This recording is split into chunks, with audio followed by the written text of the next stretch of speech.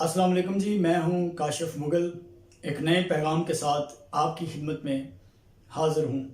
ہمیں اپنے مقام سے آشنا ہونے کی ضرورت ہے۔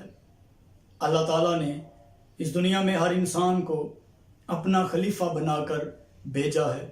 کوئی بھی انسان بے مقصد پیدا نہیں ہوا، بس ضرورت اس امر کی ہے کہ اپنے مقام کو، اپنے مقصد کو سمجھا جائے۔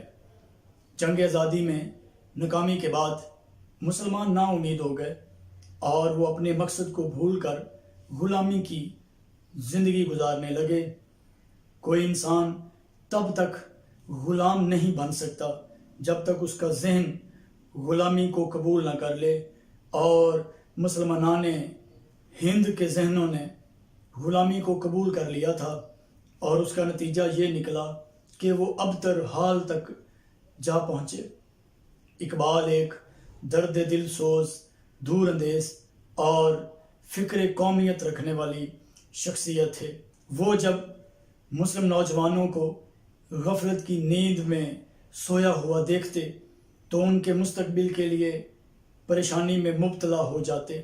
انہیں یاد آتا کہ کبھی مسلمان دنیا پر راج کیا کرتے تھے۔ انہی مسلمانوں نے برصغیر پر 1 صدی تک حکومت کی تھی، اور آج اس حال میں ہیں کہ یہ اپنے قابل رشک ماضی سے بھی نا آشنا ہیں۔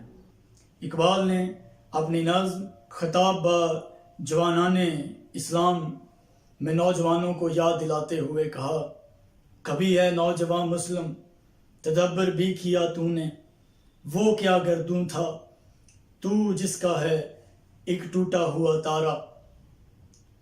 تو نوجوانوں، ہمارا ماضی ہمیں بتاتا ہے کہ اگر ہم اپنے مقصد سے آشنا ہو گئے، ہم نے اپنے آپ کو پہچان لیا، ہم نے اپنے مقام کو جان لیا، ہم اس دنیا پر راج کر سکتے ہیں۔